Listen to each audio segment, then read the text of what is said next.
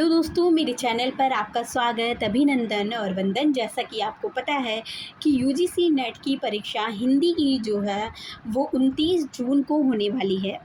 इसी संदर्भ में हम आजकल जो हल कर रहे हैं वो पीवाईक्यूज़ यूजीसी नेट की परीक्षा के हल कर रहे हैं। ठीक है, 29 जून को पेपर होने वाला है और 29 जून तक हम लगभग हमने कल बात की थी कि 24 पेपर हम हल कर लेंगे। ठीक है, तो अभी तक हमने 7 पेपर हल किए हैं और 7 पेपर आपको इसी चैनल पर मिल जाएंगे। आप लाइन बाय लाइन उनको लगाइए और पीवाईक्यूज़ हल करने का एक बहुत ही जो हमें मददगार सिद्ध होता है कि हमें पीवाईक्यू से पता चलता है कि पेपर किस तरह से आता है, उसका पैटर्न क्या है और चूँकि सिलेबस वही होता है। सोचिए आप 2004 से 2024 आ गया है और 2024 तक हमें पेपर मिल जाते हैं साइट पर।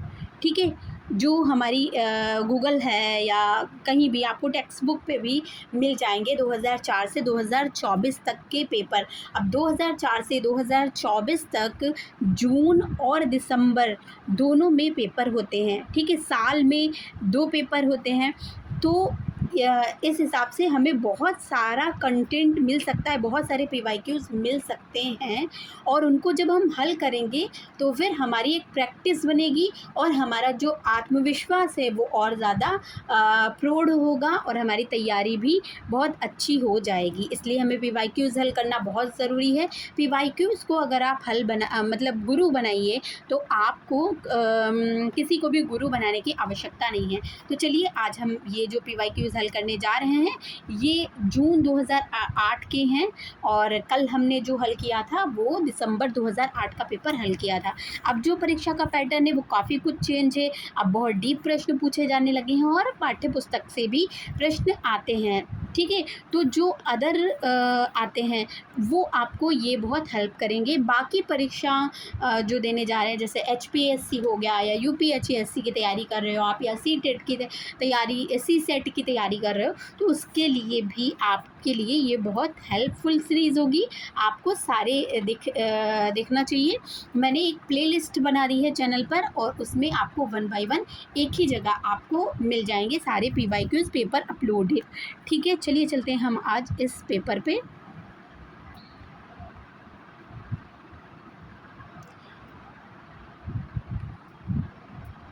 पहले आपको अगर पता ना हो तो इस तरह के प्रश्न पत्र आते थे। ये पेपर 2 है।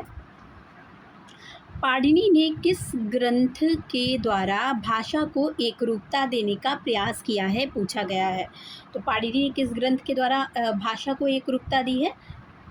महाभाष्य के द्वारा, अष्टाध्यायी के द्वारा, योग वशिष्ठ के द्वारा कि बृहस्पति नीति शास्त्र के द्वारा, नीतिशार के द्वारा? आप लोग बताइए।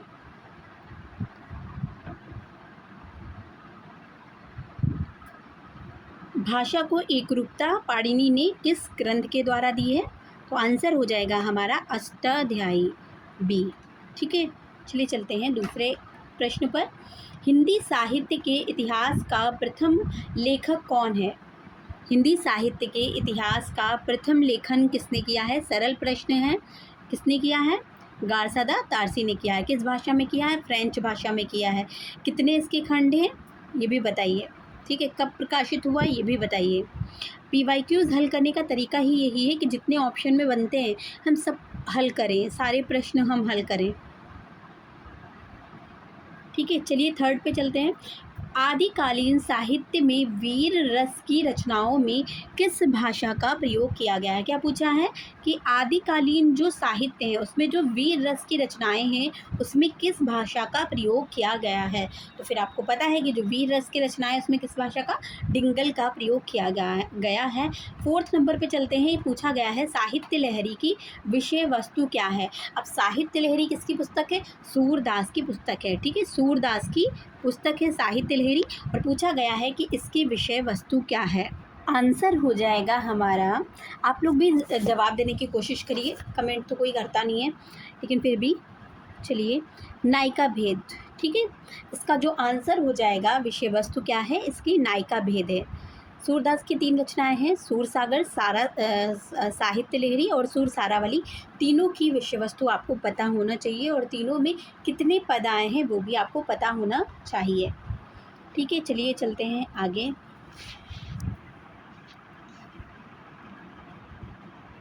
पांचवा प्रश्न है कि आचार्य रामचंद्र शुक्ल ने प्रेमाख्यान काव्य परंपरा का प्रथम कवि किसे माना है? किसका पूछ रहे हैं? प्रेमाख्यान काव्य परंपरा मतलब सूफी काव्य धारा का, और प्रथम कवि मतलब पहला कवि किसे माना है? किसने माना है? शुक्ल ने। आपको पता होगा कि किसने माना है। मंझन ए ऑप्शन है, बी जायसी है, सी मुल्ला दाऊद है और डी कुतुबन है। आंसर क्या हो जाएगा, जल्दी बताइए। आंसर हमारा हो जाएगा डी। इजी प्रश्न था। अब ये पूछ रहे हैं कि जेहाल मिस्की मकुन तगाफुल दुराए नैना बनाए बतियाँ, ये जो पंक्तियाँ हैं ये किसकी हैं? अमीर खुसरो की हैं, मुल्ला दाऊद की हैं, चंद्रप्रदाई की हैं या रसलीन की हैं? किसकी हैं? बताइए, जवाब दीजिए। आंसर हमारा हो जाएगा ए, अमीर खुसरो की हैं। ठीक है, इनमें से 7वां नंबर प्रश्न है, इनमें से कौन पश्चिमी हिंदी की बोली नहीं है? ये पूछ रहे हैं कि पश्चिमी हिंदी की बोली नहीं है, तो कौरवी नहीं है, कि मारवाड़ी नहीं है, बुंदेली नहीं है, कि कन्नौजी नहीं है। आपको पता होगा ये। आप भाषा वाला चार्ट, मैंने पहले भी कहा था वीडियो में कि आप भाषा वाला चार्ट ज़रूर पढ़िए। ठीक है, इससे तो 2-3 प्रश्न हमें मिल ही जाते हैं। हमारे पास सबसे पहले कितनी अपभ्रंश है? हमारे पास 7 अपभ्रंश हैं। ठीक है, कितनी अपभ्रंश हैं? 7। और 7 अपभ्रंश में 1 2 3 4 5 6 7 कौन कौन सी अपभ्रंश हैं? सबसे पहले शोर सैनी है। ठीक है, दूसरे नंबर पे कौन सी है? सॉरी वो ले लिया था, चलो। पहले नंबर पे कौन है? शोर सैनी है। ठीक है, दूसरे नंबर पे कौन है? पेशाची है। ठीक है, पेशाची अपभ्रंश। तीसरे नंबर पे कौन है? ब्राह्मण अपभ्रंश। ठीक है, चौथे नंबर पे कौन है? चौथे नंबर पे खस अपभ्रंश। ठीक है, 5वें नंबर पे कौन है? महाराष्ट्रीय अपभ्रंश। देखिए, शोरसेनी जो अपभ्रंश है इससे कितनी भाषाएं हैं, कितनी जो विकसित होने वाली आर्य भाषाएं कितनी हैं? तो 3 है। एक तो पश्चिमी हिंदी, दूसरी राजस्थानी और तीसरी गुजराती। ठीक है, 3 है। और इससे पश्चिमी हिंदी से भी कितनी भाषाएं निकली हुई हैं? 5 भाषाएं निकली हुई हैं। फिर राजस्थानी से कितनी भाषाएं निकली हुई हैं? 4 भाषाएं निकली हुई हैं। गुजराती अपने आप में ही अलग एक भाषा है, इससे नहीं। ठीक है, फिर पेशाची से क्या है? पंजाबी और लहंदा इसमें आएंगे। ठीक है, पंजाबी, लहंदा, ये थोड़ा सा आपको गड़बड़ लग रहा होगा। मैं बहुत अच्छे से एक पेज लेकर बताती हूँ आपको। देखिए, सबसे पहले कौन सी? हमें 7 अपभ्रंश है। ठीक है, कितने अपभ्रंश है हमारे पास? 7 अपभ्रंश है। 7 अपभ्रंश में पहला कौन सा है? पेशाची है। ठीक है, कौन सा है? पेशाची है। पेशाची नहीं, पश्चिमी हिंदी है। दूसरा हमारा पेशाची है। ठीक है, ये प्रश्न है। और इस तरह के प्रश्न नेट की परीक्षा हो या हिंदी से संबंधित कोई भी परीक्षा हो उसमें आते हैं। तो उसके लिए मैंने एक इमेज रखा हुआ है, जो लोग बिगिनर्स हैं उनको हेल्पफुल होगी। तो चलते हैं, देखते हैं इसको कि सबसे पहले कितनी अपभ्रंश है। मैंने आपको बताया कि 7 अपभ्रंश है। पहला शोरसेनी अपभ्रंश, और दूसरा है अर्धमागधी अपभ्रंश, तीसरा है मागधी अपभ्रंश, और चौथा है खस अपभ्रंश, और 5वां है ब्राह्मण अपभ्रंश, छठा है पेशाची अपभ्रंश। यहाँ पर शोरसेनी अपभ्रंश को 2 बार में दे दिया है। शोरसेनी अपभ्रंश गलत टाइपिंग हो गई है। यहाँ पर गलत टाइपिंग नहीं हुई है, लेकिन एक चीज़ जो है वो छूट गई है। क्या छूटी है?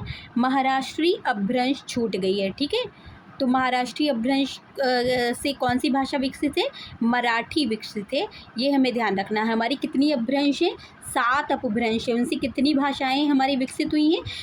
आर्य भाषाएं 13 आर्य भाषाएं विकसित हुई हैं। और बोलियां इन 13 जो आर्य भाषाएं हैं इनमें जो मुख्य उपभाषाएं हैं वो 5 हैं।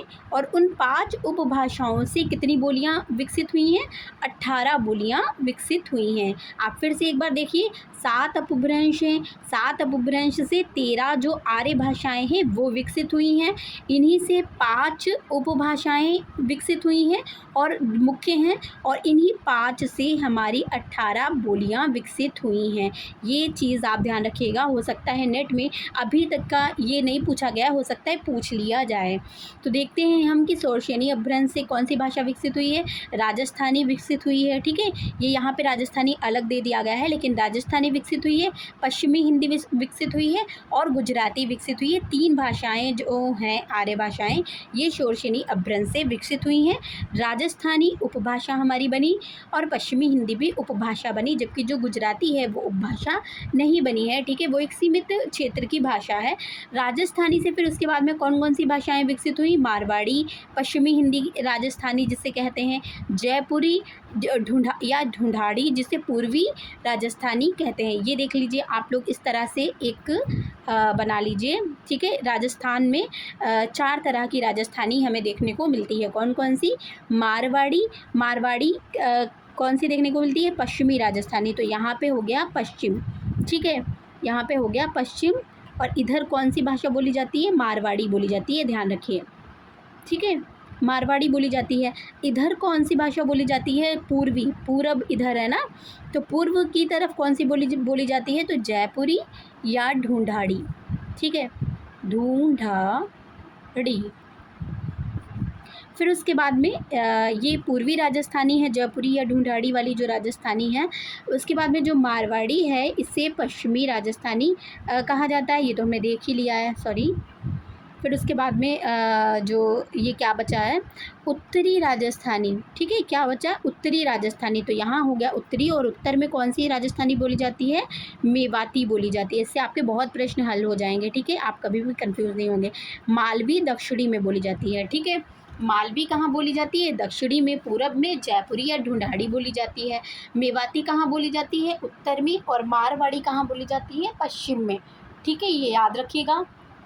कई बार सीधा सीधा पूछते हैं और कई बार अंदर से पूछ लेते हैं कि दक्षिणी राजस्थानी किसे कहते हैं। केवल राजस्थानी की कौन सी भाषाएं हैं तो आप बता दीजिएगा, लेकिन अगर आपसे पूछ लिया जाए मेवाती कौन सी राजस्थानी है, जयपुरी कौन सी राजस्थानी है और मारवाड़ी कौन सी राजस्थानी है, तो आपको थोड़ा सा कन्फ्यूज़न होगा। इसलिए आपको इस तरह से भी प्रश्नों को देखना है। फिर उसके बाद में दूसरे नंबर पे आता है पश्चिमी हिंदी। और पश्चिमी हिंदी में हमें कौन कौन सी भाषाएं देखने को मिलती हैं, कौरवी, खड़ी बोली, हरियाणवी या बांगरू, ब्रज, कन्नौजी और बुंदेली, ठीक है। कौरवी को खड़ी बोली कहते हैं, ये ध्यान रखिए। और ये किसने कौरवी को खड़ी बोली को कौरवी किसने कहा था, ये राहुल शंकरत्तयन ने कहा था। हरियाणवी को बांगरू किसने कहा था, ये भी आप बताइए, हरियाणवी को बांगरू किसने कहा था, ठीक है, ये पता होना चाहिए, ये सब चीज़ें ग्रियर्सन ने कहा था, ठीक है। फिर उसके बाद में हम हरियाणा का पेपर जो लोग देने जा रहे हैं उनको थोड़ा ध्यान देना चाहिए कि जाटू हरियाणवी की एक उपबोली है, ठीक है।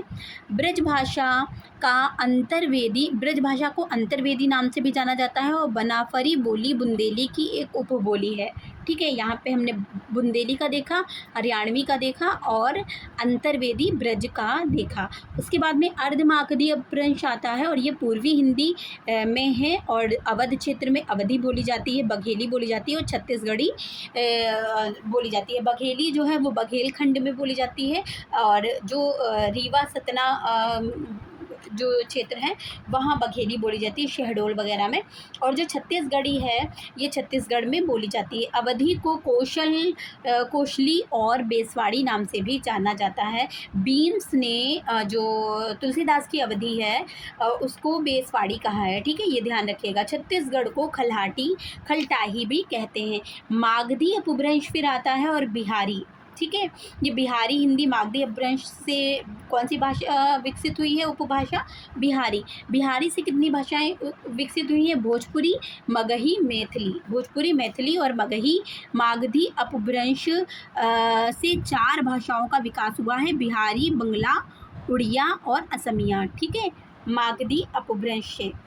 कौन कौन सी भाषाओं का विकास हुआ है? बिहारी हिंदी, बंगला और उड़िया, असमिया। लेकिन यहाँ पे हमने केवल बिहारी हिंदी को ही उपभाषा के रूप में लिया है, क्योंकि हमारी 5 ही उपभाषाएं हैं। बोलियाँ हमारी कितनी आर्य भाषाएं विकसित हुई थी? 13 हुई थी, लेकिन 13 में से हमने केवल 5 ही को उपभाषा बनाया है, इसीलिए हम उन्हीं को देख रहे हैं। खस अपभ्रंश से पहाड़ी हिंदी विकसित हुई और पहाड़ी से कुमाऊनी, गढ़वाली, नेपाली ये विकसित हुई हैं। यहाँ देख लीजिएगा, ब्राचड़ से सिंधी का विकास हुआ और पेशाची से पंजाबी और लहंदा का विकास हुआ है। और महत्वपूर्ण तथ्य यह है कि पुरानी बंगला को ब्रजबुली नाम से भी जाना जाता है। ये मैंने यहाँ पे मेंशन कर दिया। आप लोगों को पीडीएफ चाहिए तो बता दीजिएगा, ठीक है। अब हम चलते हैं अपने शब्द रचना। इसका जो आंसर हो जाएगा क्या हो जाएगा? मारवाड़ी नहीं है पश्चिमी हिंदी की। शब्द रचना में किसका योगदान नहीं होता है? तो शब्द रचना में प्रत्यय का होता है कि नहीं होता है, पद का होता कि नहीं होता, धातु का होता कि उपसर्ग का होता है कि नहीं होता। देखिए, शब्द रचना में प्रत्यय का भी योगदान होता है, धातु का भी योगदान होता है और उपसर्ग का भी योगदान होता है। लेकिन किसका नहीं योगदान होता? पद का नहीं। पद का तो वाक्य रचना में योगदान होता है ना, शब्द रचना में योगदान पद का नहीं होता। 9वें नंबर प्रश्न पर हम चलते हैं। 9वें नंबर प्रश्न में क्या पूछा गया? निम्नलिखित में से किस शब्द में रूप साधक प्रत्यय है? प्रत्यय की बात पूछी जा रही है।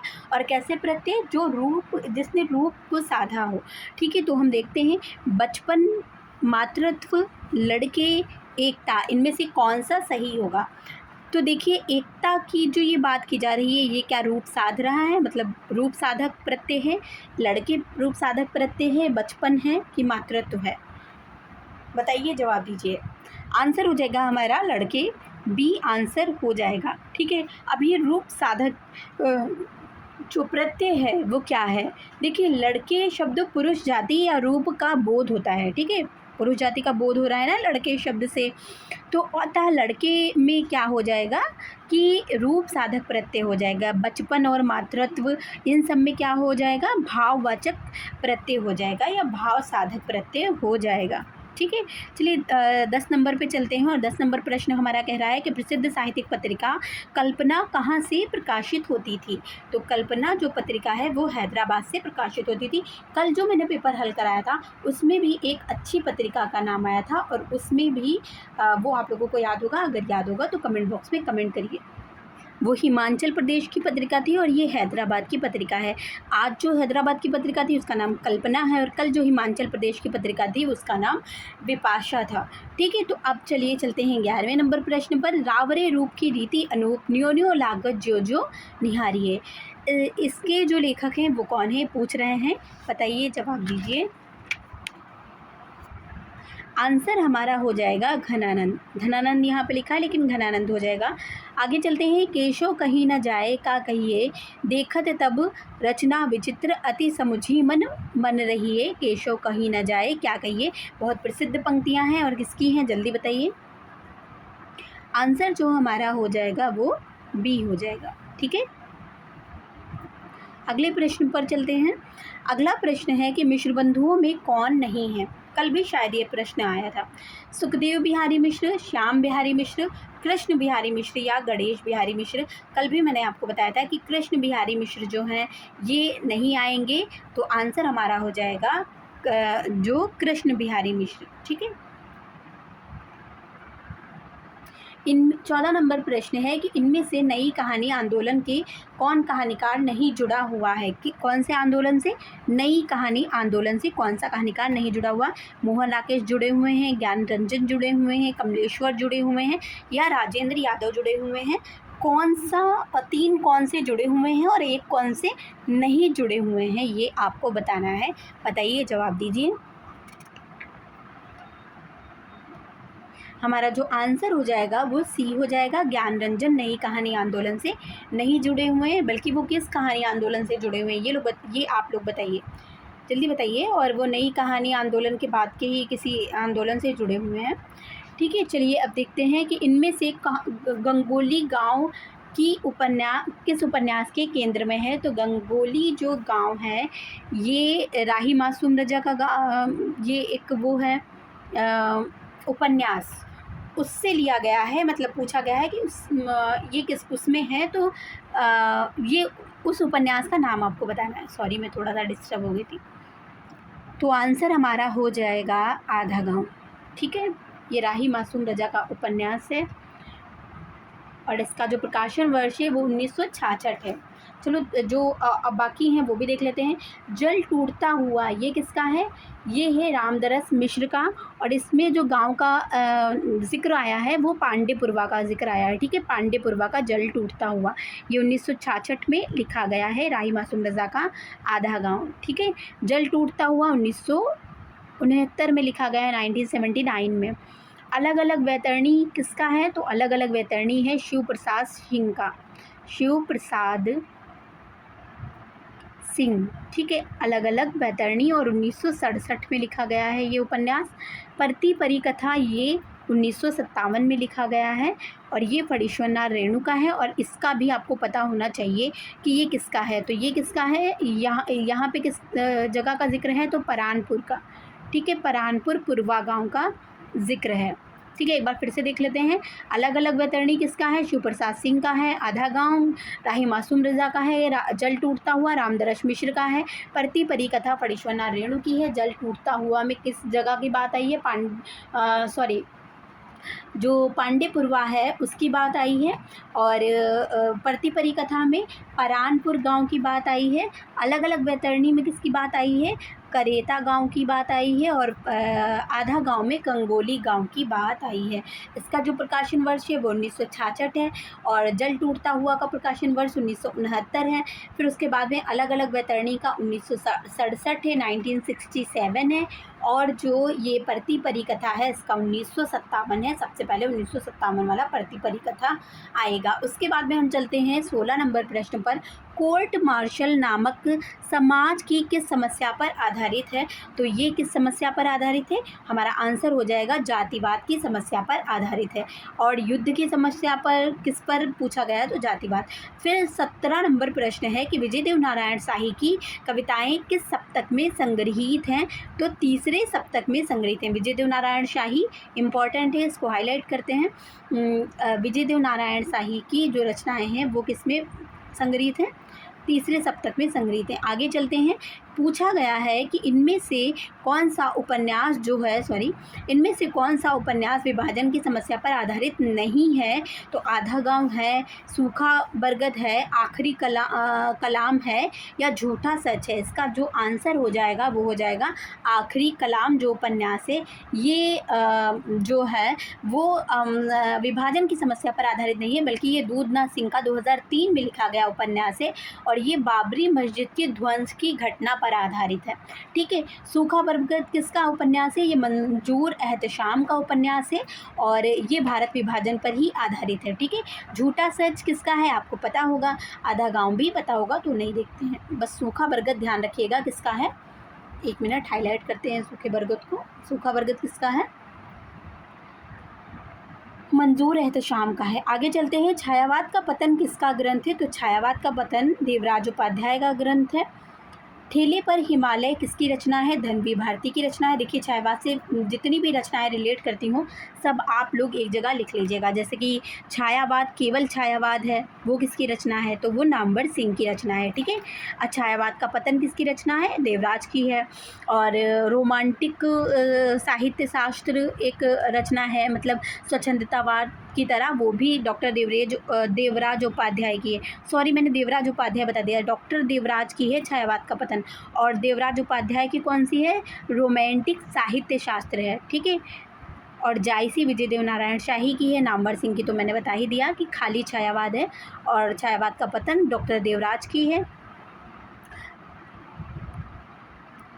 अगले जो हमारे ये प्रश्न है ये स्थापना और तर्क पर आधारित है। 21 नंबर प्रश्न है कि जैसे वीर कर्म से पृथक वीरत्व कोई पदार्थ नहीं, वैसे ही सुंदर वस्तु से पृथक सौंदर्य कोई पदार्थ नहीं है। सौंदर्य मनोगत नहीं होता, वस्तुगत होता है। इसका आपको बताना है कि ए सही या आर गलत, ए और आर दोनों गलत, ए और आर दोनों सही, ए गलत या आर सही, क्या सही होगा? आंसर हमारा हो जाएगा ए और आर दोनों सही। ठीक है, सी आंसर हो जाएगा। देखिए क्या पूछा है कि जैसे वीर कर्म से पृथक कोई वीरत्व पदार्थ नहीं है, मतलब वीर जो है वो वीर कर्म अर्थात जो वीरता के लिए किया गया कार्य है उससे वो वीरत्व कोई पदार्थ नहीं है। जैसे सुंदर वस्तु से पृथक सौंदर्य कोई पदार्थ नहीं है, वैसे ही वीरत्व से भी पृथक कोई वीर कर्म कोई पदार्थ नहीं है। और यहाँ पे कह रहे हैं कि क्योंकि सौंदर्य मनोगत नहीं होता, वस्तुगत होता है, यहाँ पे बता रहे हैं। जबकि आचार्य रामचंद्र शुक्ल क्या कहते हैं कि सौंदर्य जो होता है वो कहाँ होता है, दृष्टि में होता है, वस्तुगत उन्होंने नहीं माना है। ठीक है, अब 22 नंबर प्रश्न पर चलते हैं कि नारी का आकर्षण पुरुष को पुरुष बनाता है और उसका अपकर्षण गौतम बुद्ध बना देता है। ये किस नाटक की पंक्तियां हैं, ये भी आप लोग बताइएगा। बहुत इंपॉर्टेंट पंक्तियां हैं और नेट के पाठ्यक्रम में नेट के पेपर में एक बार पूछी भी जा चुकी हैं। ठीक है, गौतम के वैराग्य में यशोधरा के प्रति अपकर्षण नहीं बल्कि बुद्धत्व प्राप्ति के लिए उनका संकल्प कारणभूत था। इसका जो आंसर माना था आयोग ने, वो माना था कि ए और आर दोनों गलत हैं। ठीक है, कि नारी का आकर्षण पुरुष को पुरुष तो बनाता है लेकिन उसका अपकर्षण उसे गौतम बुद्ध बना देता है। तो अपकर्षण उसे गौतम बुद्ध बना तो देता है लेकिन उन्होंने बुद्धत्व की प्राप्ति के लिए जो यशोधरा है उनको त्यागा था। ठीक है, इसीलिए कह रहे हैं गौतम के वैराग्य में यशोधरा के प्रति अपकर्षण नहीं बल्कि बुद्धत्व प्राप्ति के लिए उनका संकल्प कारणभूत था। तो दोनों गलत आयोग ने माने थे। ठीक है, अगला चलते हैं, देखते हैं क्या पूछा है कि भक्ति और प्रेम दोनों में समर्पण का महत्व समान है। भक्ति और प्रेम के परित्याग से संभव है। आंसर इसमें जो हो जाएगा, पूछ रहा है कि भक्ति और प्रेम दोनों में समर्पण का तत्व एक जैसा है। भक्ति और प्रेम दोनों में जब हम समर्पण करते हैं तो एक जैसा समर्पण करते हैं क्या? भक्ति और प्रेम के स्व के परित्याग से ही संभव है, मतलब खुद के परित्याग कर देने पर ही भक्ति और प्रेम दोनों संभव हैं। तो दोनों ही सही हैं, मतलब समर्पण तत्व तो दोनों समान ही हैं। फिर कह रहे हैं कि रहीमन पानी राखिए बिन पानी सब सून, पानी गए ना उबरे मोती मानुष चून। ये रहीम दाची का दोहा है और पूछ रहे हैं कि धन बल सत्ता बल के आगे पानीदार मनुष्य भी असमर्थ और निरीह हो जाता है, क्या ये सही है? तो फिर देखिए ये तो गलत है पूरी तरीके से, आपको साफ साफ लग रहा होगा कि धन बल सत्ता बल के आगे पानीदार मनुष्य भी असमर्थ और निरीह हो जाता है, ये कैसा सेंटेंस है? तो ए सही है और आर गलत है। फिर उसके बाद में पूछ रहे हैं कि 25 नंबर है, स्थापना है कि काव्य में पक्ष भाव पक्ष और कला पक्ष दोनों असंपृक्त हैं।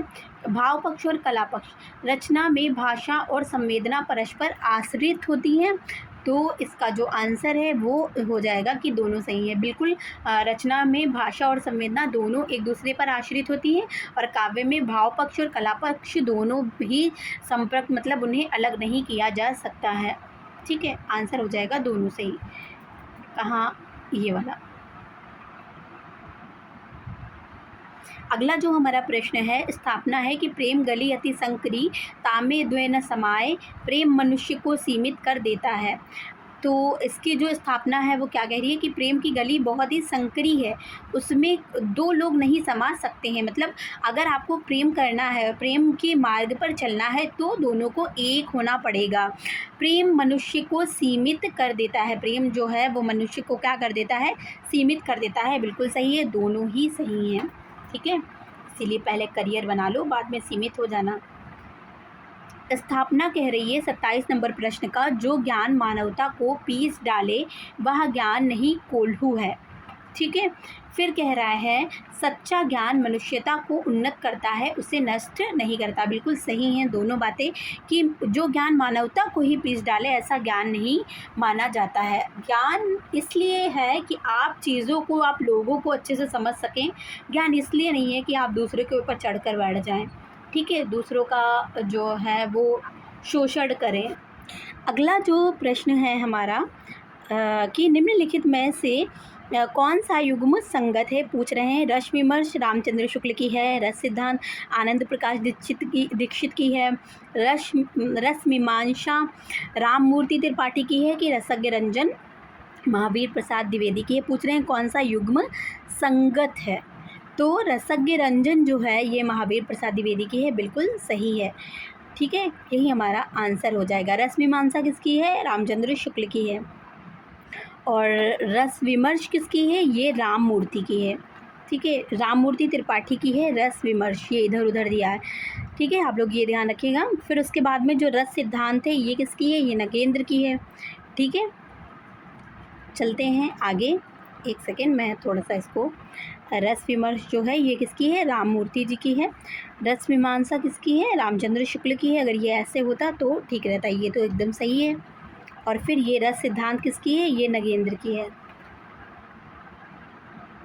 आनंद प्रकाश दीक्षित का जो है वो काव्य में रस है। रस पर इन्होंने भी एक पुस्तक लिखी है, लेकिन उसका नाम क्या है? काव्य में रस। चलिए चलते हैं आगे। 29 नंबर हमारा प्रश्न है कि निम्नलिखित में कौन सा युग्म असंगत है? पूछ रहा है कि कौन सा युग्म असंगत है। तो हमारा जो देखते हैं क्या होगा। बरवे रामायण तुलसीदास की है, सही है, बिल्कुल है, बरवे रामायण तुलसीदास जी की ही है। बरवे नायिका भेद रहीम की है, बिल्कुल सही है। कृष्ण गीतावली सूरदास की है। और फिर क्या पूछ रहे हैं? विज्ञान गीता केशवदास की है। कृष्ण गीतावली सूरदास की नहीं है, बल्कि किसकी है? तुलसीदास की ही है। ठीक है, तो आंसर हमारा हो जाएगा सी इसका। असंगत पूछा था ना। 30 नंबर जो प्रश्न है, निम्नलिखित में कौन सा युग्म असंगत है? माधवी दूधनाथ सिंह की है। उत्तर प्रियदर्शी अगेय की है। द्रौपदी सुरेंद्र वर्मा की है। मृदुला गर्ग एक और अजनबी। ये सब क्या है? ये सब नाटक हैं। माधवी किसकी है? भीष्म साहनी का माधवी है ना नाटक, दूधनाथ सिंह का नहीं है, इसलिए यही हमारा सही हो जाएगा। असंगत पूछा था ना, ए आंसर हमारा सही हो जाएगा। उत्तर प्रियदर्शी अगेय की है, बिल्कुल सही। द्रौपदी सुरेंद्र वर्मा का है, बिल्कुल सही। और मृदुला गर्ग का जो एक और अजनबी है, बिल्कुल सही। उत्तर प्रियदर्शी ये जो है ये एक गीत नाट्य है, जिस तरह से अंधायुग गीत नाट्य है। अंधायुग भी हमने अपने चैनल पे पढ़ाया है, आप देख लीजिएगा जाके, पार्ट वाइज बहुत डिटेल में व्याख्या के साथ में। प्रकाशन काल की दृष्टि से कौन सा अनुक्रम सही है? प्रकाशन काल की दृष्टि से अनुक्रम पूछा है। चलिए देख लेते हैं कि कौन सा अनुक्रम सही है। सबसे पहले हम देख लेते हैं, माँ किसकी रचना है? विशंबर नाथ शर्मा कौशिक जी की है। श्यामा स्वप्न किसकी है? श्यामा स्वप्न किसकी है? जगमोहन जी की है। और सती मैया का चौरा ये किसकी है? भैरव प्रसाद गुप्त की है। सोना माटी किसकी है? विवेकी राय की है। तो विवेकी राय तो सबसे लास्ट में जाएंगे, ठीक है। 1983 इनका सोना माटी है, ठीक है। और 1959 है इनका सती मैया का चौरा जो है, ये 1959 है इनका, 59, ठीक है। भैरव प्रसाद गुप्त जी का है। श्यामा स्वप्न जो है ये 1929 है, और ये किसका है? विश्वनाथ शर्मा कौशिक जी का है। माँ जो है ये श्यामा स्वप्न किसका है? जगमोहन का है। और जो ये माँ है ये किसका है? ये विश्वनाथ शर्मा कौशिक का है, और ये 1929 है, ठीक है। तो सबसे पहले हमारा श्यामा स्वप्न चला जाएगा, क्योंकि ये भारतेंदु युग के कवि हैं, आपको पता है। तो श्यामा स्वप्न इसमें सबसे पहले हमारा आंसर हो जाएगा सी। एक बार फिर से देख लेते हैं। श्यामा स्वप्न 1888, ठीक है। माँ 1929, इसका नहीं, हाँ, माँ 1929, ठीक है। सती मैया का चौरा 1959, और सोना माटी 83। चलिए चलते हैं। कालक्रम की दृष्टि से कहानियों का सही अनुक्रम क्या है? ममता, गूंगे, सुखमय जीवन और ज़िंदगी और जोंक। आपको पता होगा सुखमय जीवन किसकी है? चंद्रधर शर्मा गुलेरी जी की है, ठीक है। और चंद्रधर शर्मा गुलेरी ने सुखमय जीवन ये सबसे पहले रचना आएगी, क्योंकि सुखमय जीवन किस युग की है रचना?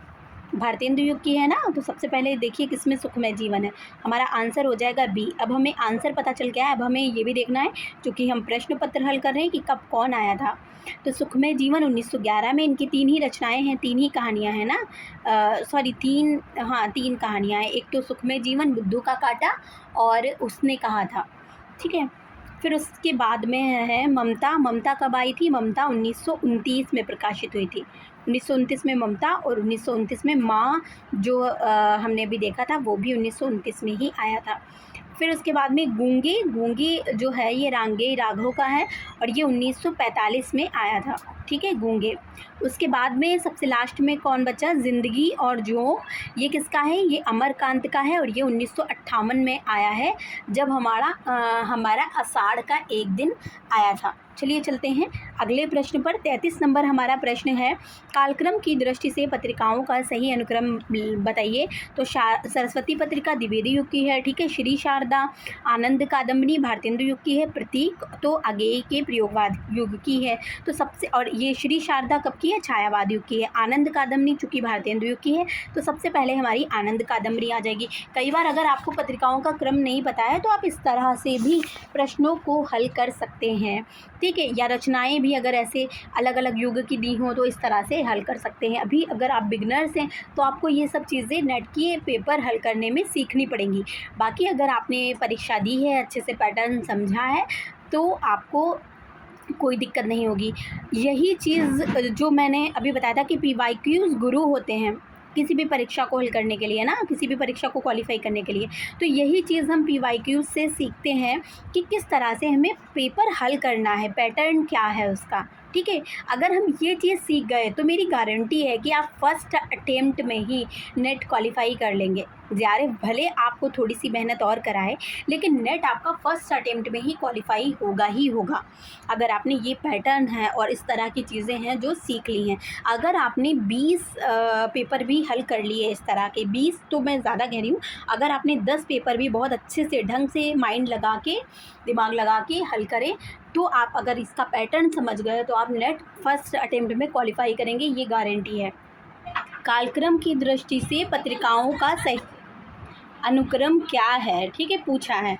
तो फिर यहाँ पे देखिए पत्रिकाएं हमने अभी हल किया था इसको। आनंद कादम्बरी सबसे पहले आएगी, शारदा आएगी, सरस्वती आएगी द्विवेदी युग की, फिर श्री शारदा छायावाद युग की, प्रतीकवाद प्रयोगवाद युग की। आगे चलते हैं। 34 नंबर प्रश्न है कि निम्नलिखित काव्य संग्रहों का प्रकाशन सही अनुक्रम क्या है। गुंजन, पल्लव, वीणा, ग्रंथि, पंत की रचनाओं का प्रकाशन पूछा है, सही क्रम पूछा है। तो फिर देखते हैं। पंत की जो पहली रचना है वो उच्छ्वास मानी जाती है, ठीक है, उच्छ्वास मानी जाती है, और ये किस सन में आई थी, 1920 में आई थी, ठीक है। फिर उसके बाद ग्रंथि आई थी और ग्रंथि का भी समय क्या है, 1920 है, ठीक है। उसके बाद में वीणा आती है और वीणा 1927 है। फिर उसके बाद में आती है पल्लव, पल्लव 1928 है, और गुंजन आती है, गुंजन 1932 है, ठीक है। तो गुंजन यहाँ पे आया, गुंजन पहली आ गई है, ग्रंथि 1920, वीणा 1927, पल्लव 1928, गुंजन 1932, ठीक है। 20, 27, 28 और 32, आंसर हमारा हो जाएगा सी। अगला जो प्रश्न है, कालक्रम की दृष्टि से यशपाल की निम्नलिखित उपन्यासों का सही अनुक्रम लिखिए। तो यशपाल की जो उपन्यास हैं, सबसे पहला जो उनका उपन्यास माना जाता है दादा कामरेड माना जाता है, ठीक है। तो हमारा जो आंसर हो जाएगा यही सही हो जाएगा। दादा कामरेड का क्या सन है, 1941 है, ठीक है। देशद्रोही का क्या है, 1943 है, ठीक है। दिव्या का 1945 है, ये आपको ज़रूर याद होना चाहिए दिव्या का, क्योंकि ये इम्पॉर्टेंट है, अलग से भी पूछा जा सकता है।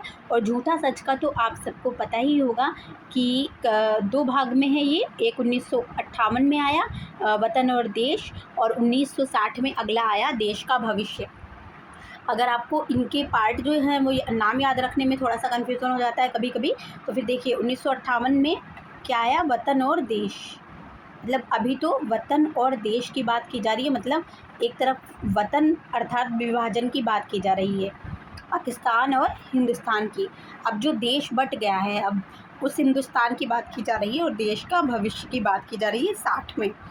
उसके बाद में हमारा जो आंसर हो जाएगा दादा कामरेड, देशद्रोही, दिव्या और झूठा सच। दिव्या 1945, झूठा सच 1958, 60, देशद्रोही 1943 और जो दादा कामरेड हैं वो 1941। 36 नंबर प्रश्न है कि कालक्रम की दृष्टि से निबंध संग्रह का सही अनुक्रम लगाइए। तो सही अनुक्रम पूछा है। सबसे पहले आपको पता है कि शिव शंभू के जो चिट्ठे हैं ये सबसे पहले आ जाएंगे, क्योंकि ये जो है ये भारतेंदु युग के हैं। बाकी कल्पलता किस युग का है, कल्पलता आपका हजारी प्रसाद द्विवेदी का है, और ये आपका छायावादोत्तर युग का है। फिर उसके बाद में है ये श्रृंखला की कड़ियाँ भी छायावाद युग का है। रसज्ञ रंजन ये किसका है, तो ये भी आपका महावीर प्रसाद द्विवेदी का है। तो इसका मतलब है कि भारतेंदु युग के बाद सीधा महावीर प्रसाद द्विवेदी आएंगे। तो कहाँ पर आ रहे हैं, इसमें थर्ड वाले में आ रहे हैं। भारतेंदु युग के बाद महावीर प्रसाद द्विवेदी, फिर बाद में छायावाद और फिर छायावादोत्तर युग। लेकिन देख लेते हैं कि कब कब लिखा गया। कल भी ये पूछा गया था, 1904 से 5 में ये शिव शंभू के चिट्ठे लिखे गए हैं। फिर महावीर प्रसाद द्विवेदी का जो रसज्ञ रंजन है, इसका जो प्रकाशन है वो 1920 में। 1920 ये ग्रंथि और छवास का भी था, ये भी आपको ध्यान रखना है। और फिर श्रृंखला की कड़ियाँ ये कब आया, तो श्रृंखला की कड़ियाँ 1942 में आया। 1942 और किसका था, 1943 देशद्रोही का भी हमने याद किया है। ऐसे भी आप याद रख सकते हो। कल्पलता है ये 1950 है, ठीक है। कल्पलता 1950 हजारी प्रसाद द्विवेदी का है। तो आंसर हमारा हो जाएगा सी। कालक्रम की दृष्टि से अज्ञेय की रचनाओं को सही अनुक्रम में लगाने के लिए बोला गया है। तो इसका जो आंसर हो जाएगा, सबसे पहले हम देखते हैं कि उनकी रचनाएं शुरुआत कहाँ से होती है। उनकी सबसे पहली जो रचना है वो भग्नदूत है, ठीक है। कौन सी है, भग्नदूत। कब प्रकाशित हुई थी, 1933 में प्रकाशित हुई थी, ठीक है। फिर क्या है, चिंता है। चिंता कब प्रकाशित हुई थी, चिंता 1942 में प्रकाशित हुई थी, ठीक है। फिर तीसरे नंबर पे आती है इत्तेलम। तो भग्नदूत और चिंता तो इसमें है नहीं, तो इत्तेलम 1946 में प्रकाशित हुई थी। भग्नदूत कितने में प्रकाशित हुई थी, 1933 में। चिंता 1942 में। इत्तेलम 1946 में। तो इत्तेलम ही हमारी है। अगर भग्नदूत और चिंता होते तो वो पहले आ जाती। तो हम देखते हैं इत्तेलम जो है ये कब लिखा गया था, 1946 में लिखा गया था, ठीक है। फिर उसके बाद में हरी घास पर क्षणभर, ये कब लिखा था, तो ये 1949 में लिखा था। 46, 47, 48, 49, 3 साल के बाद लिखा था, ठीक है। फिर बावरा अहरी कब लिखा, बावरा अहरी उसके बाद हरी घास क्षणभर के बाद है बावरा अहरी। लेकिन बावरा अहरी इसमें दिया नहीं है, इसमें दिया है कितनी नामों में कितनी बार। तो इसका जो प्रकाशन वर्ष है वो है 1967। कितना है, 1967। थोड़ा सा हम डार्क कर लेते हैं। फिर जो सागर मुद्रा है ये सबसे अंत में ही आती है, मतलब अंत की रचनाओं में आती है। तो हम देख लेते हैं इसका प्रकाशन 1970, ठीक है। 46 में क्या आया, इत्तेलम आया। 49 में क्या आया, हरी घास पर क्षणभर आया। बहुत इंपॉर्टेंट है, पूछा भी जाता है तो याद रखिएगा। कितनी नामों में कितनी बार कब आया, 1967 में आया। और सागर मुद्रा 1970 में आया। अब चलते हैं हम आगे। 46, देखिए 46, 67 और 46, 49, 67 और 70। 46, 49, 67, 70 याद हो जाएगा।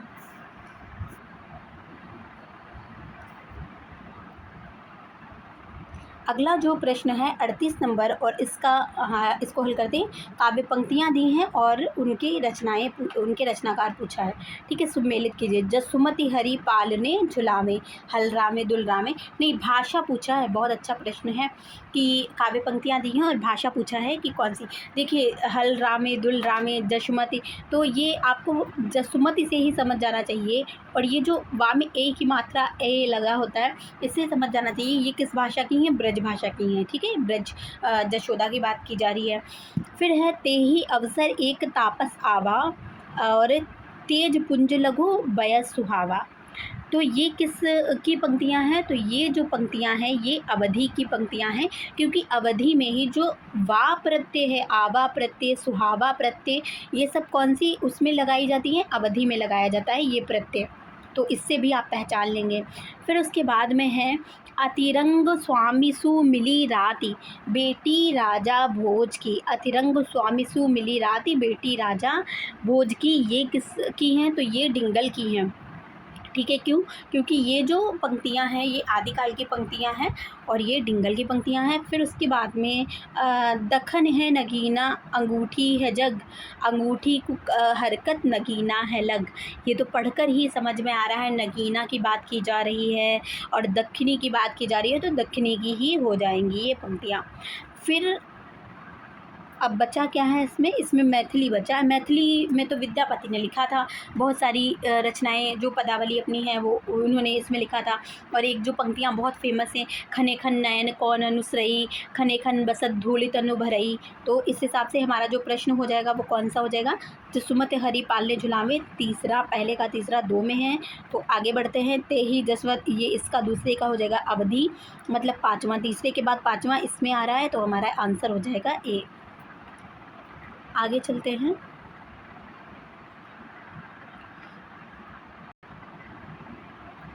अगला 39 नंबर प्रश्न है, क्या कह रहा है कि निम्नलिखित क्रिया रचना को उसकी सही भाषा में सुमेलित कीजिए।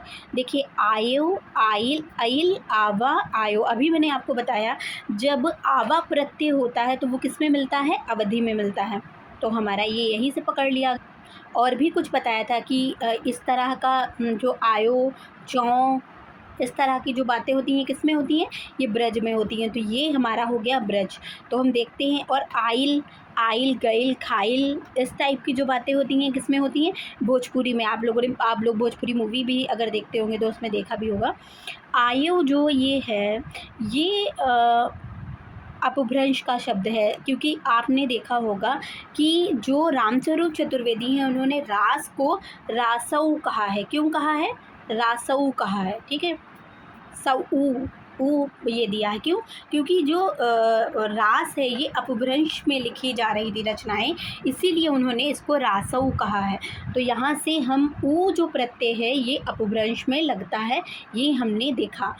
तो ये जो हमारा आंसर हो जाएगा, इसमें कौन सा आंसर हो जाएगा, देखते हैं सबसे पहले कि आयो रासो, तीसरा, पहले का देखते हैं तीसरा, ये वाला हमारा आंसर हो जाएगा बी, ठीक है। 40 नंबर हमारा प्रश्न है, निम्नलिखित काव्य ग्रंथों को उनके रचनाकारों के साथ सम्मिलित कीजिए।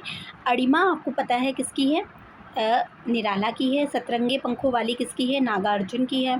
सतरंगिनी किसकी है, ऋतंबरा किसकी है, ऋतंबरा केदारनाथ मिश्र प्रभात की है।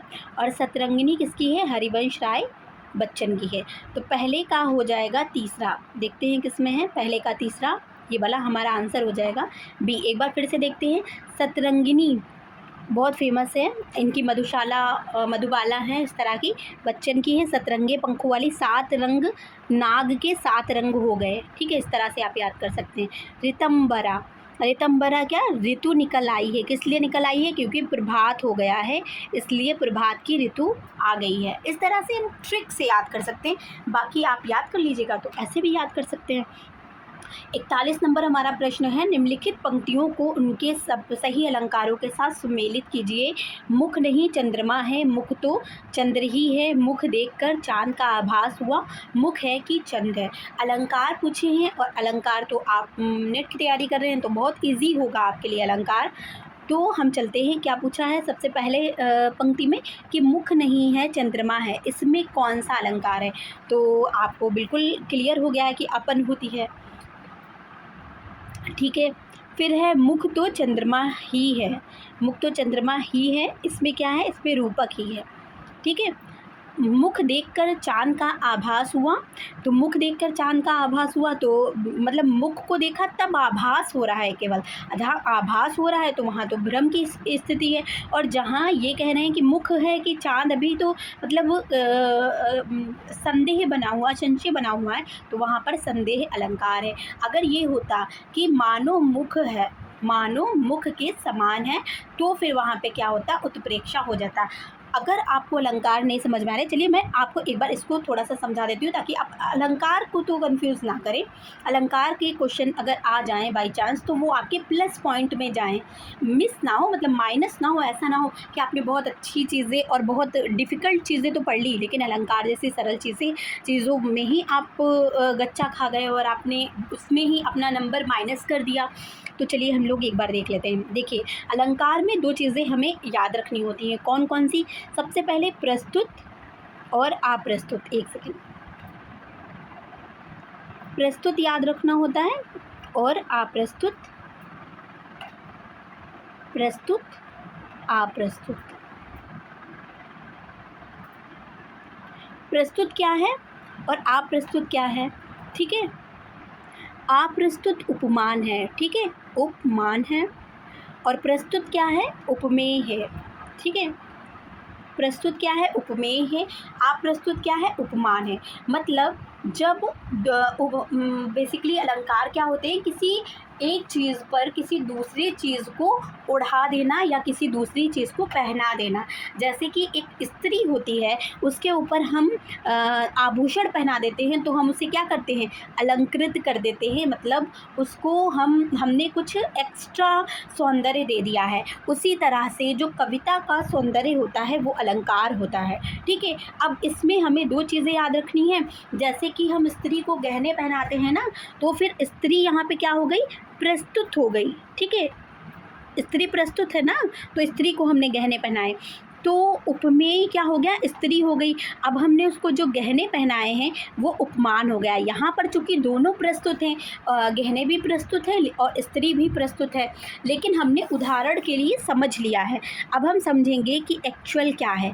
जैसे मान लिया कि आपको कोई एक स्त्री है या कोई एक लड़की है, ठीक है। मैंने कहा कि आप ये लड़की जो है ये कैसी लग रही है, ये बहुत सुंदर लग रही है। इसका जो मुख है वो कैसा लग रहा है, चंद्रमा के समान। चंद्रमा क्या है, उपमान है, ठीक है। ये क्या है, ये लड़की का मुख जो है ये क्या है, ये उपमेय है, ठीक है। लड़की का जो मुख हो गया ये उपमेय है, ठीक है। और ये जो चंद्रमा है ये उपमान है। लड़की प्रस्तुत है, हमारे सामने है, तो हमने प्रस्तुत चीज़ की अप्रस्तुत चीज़ से तुलना कर दी। तो फिर वहाँ पर अगर हमने तुलना की, हमने ये कहा कि तुम इसका जो मुख है वो उसके समान सुंदर है, मतलब हमने समानता दिखाई, तो हमने अगर तुलना की है, समान बताया है, तो फिर वहाँ पर कौन सा अलंकार हो जाएगा, उपमा अलंकार हो जाएगा। जहाँ पर हमने प्रस्तुत की अप्रस्तुत से या उपमेय की उपमान से तुलना की, वहाँ पर उपमा अलंकार हो जाएगा। अब बचा हमारा रूपक अलंकार। तो रूपक अलंकार में ये है कि जब हमने कह दिया कि ये लड़की है, इसका जो मुख है ये, मतलब इसमें हमने केवल आरोप ही नहीं किया बल्कि उपमेय में उपमान का भेद रहित आरोप कर दिया। मतलब कि ये लड़की है, ये ही क्या है, ये बहुत सुंदर है, ये चंद्रमा, इसका इस लड़की का मुख जो है यही चंद्रमा दिख रहा है। मतलब मुख तो चंद्र ही है, इसका ही मुख चंद्र है। जब हमने ऐसा कह दिया, इस लड़की के मुख को ही चंद्रमा कह दिया, मतलब कोई भेद नहीं किया, कोई तुलना नहीं की, कोई कंपेयर वाला शब्द इस्तेमाल नहीं किया, तो फिर क्या, मुख चंद्र, ऐसे हमने कह दिया कि मुख चंद्र, ठीक है। और हमने तो क्या हो जाएगा, तब आपका रूपक हो जाएगा, क्योंकि हमने भेद रहित आरोप किया है, उस पर भेद रहित आरोपित किया है। मतलब इसकी जो महिमा बढ़ाने के लिए हमने ये नहीं कहा चंद्रमा के समान नहीं बताया, बल्कि चंद्रमा ही इस मुख को बता दिया है, तब यहाँ पर हो जाएगा रूपक अलंकार। आई होप समझ में आया होगा आपको। फिर दूसरा हमारा अलंकार क्या है, दूसरा अलंकार देखते हैं। दूसरा अलंकार है कि संदेह अलंकार है, जहाँ पर हमने ये कहा कि ये मुख है या चंद्रमा समझ में नहीं आ रहा है, मतलब ये इतना सुंदर है लेकिन समझ में ही नहीं आ रहा मुझे कि ये मुख है कि चंद्रमा है, मतलब संशय बना रहे। और वहाँ पर क्या होता है, अनिश्चितता बनी रहे कि हमें कुछ समझ में ना आए, तो वहाँ पर संदेह अलंकार होता है। फिर जहाँ पर भ्रम की स्थिति होती है, मतलब समानता के कारण, मुख और चंद्रमा दोनों की समानता के कारण उपमेय और उपमान, उपमेय को उपमान ये मान लिया जाए कि मुख है या चंद्रमा, ये समझ में नहीं आ रहा है। वहाँ पे क्या था, संशय जब होता है तो अंत तक बना रहता है, संदेह अंत तक बना रहता है। भ्रम की स्थिति कहाँ पर होती है कि हमें भ्रम तो हो जाता है, लेकिन जब हम देखते हैं तो वो भ्रम टूट भी जाता है। तो यहाँ पर देखिए, जहाँ पे भ्रांतिमान अलंकार है उसमें कह रहा है मुख देखकर चंद्रमा का आभास हुआ, मतलब मुख को जब मैंने देखा तो मुझे चंद्रमा का आभास हुआ, मतलब भ्रम की स्थिति पैदा हुई है, ठीक है। और ये भ्रम टूट भी सकता है, ये आभास टूट भी सकता है। लेकिन जहाँ पे संदेह है कि मुख है कि चांद, वहाँ पर वो जो संदेह है वो अंत तक बना रह सकता है। अब कौन सा अलंकार आया, अब आपका अलंकार एक बचा है अपनहुति।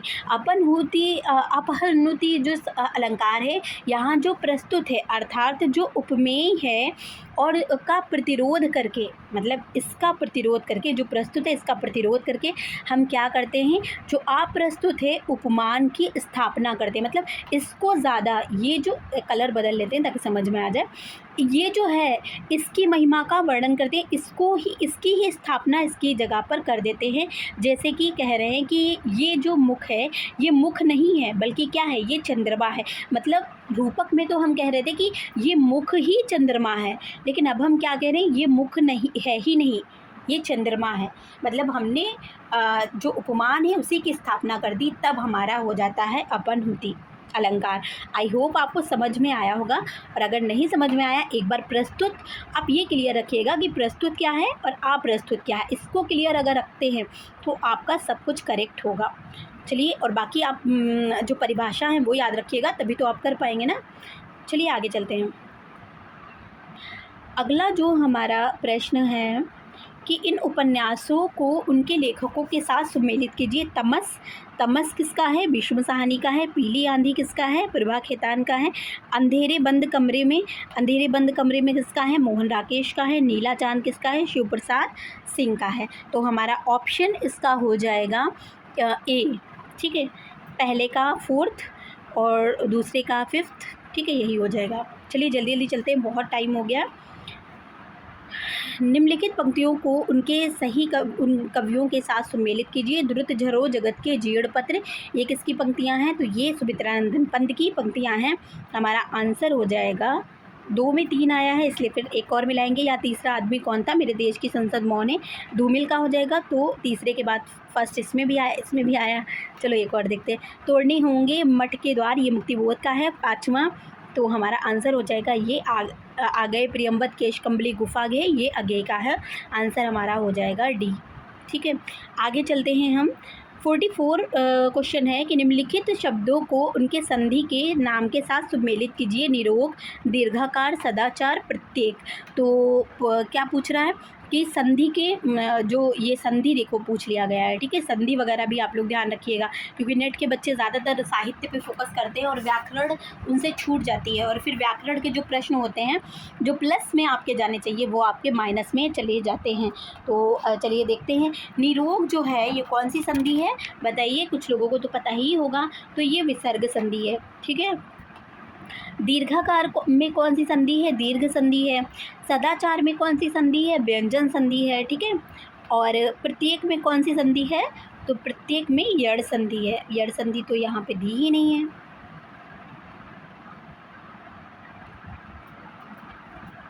प्रत्येक में यड़ ही संधि है, यहाँ पे कुछ मिस प्रिंट है। ठीक है, चलिए इस प्रश्न को छोड़ते हैं, आप लोग देखिएगा। अब अगला प्रश्न है, काव्य लक्षण और उनके आचार्यों के साथ सम्मिलित कीजिए। शब्दार्थों सहित तो काव्यम, ये किसकी है? तो ये भामा की है, पता होगा आपको। तददोषो शब्दार्थों सगुणा वर्णन करती पुनः कॉपी, मम्मट की है। वाक्यम रसात्मकम काव्यम, ये किसका है? विश्वनाथ का है। और रमणीयार्थ प्रतिपादकः शब्दः काव्यम, जगन्नाथ का है। आंसर हमारा हो जाएगा 45 का, पहले का है कूट, जो सही हो जाएगा सी।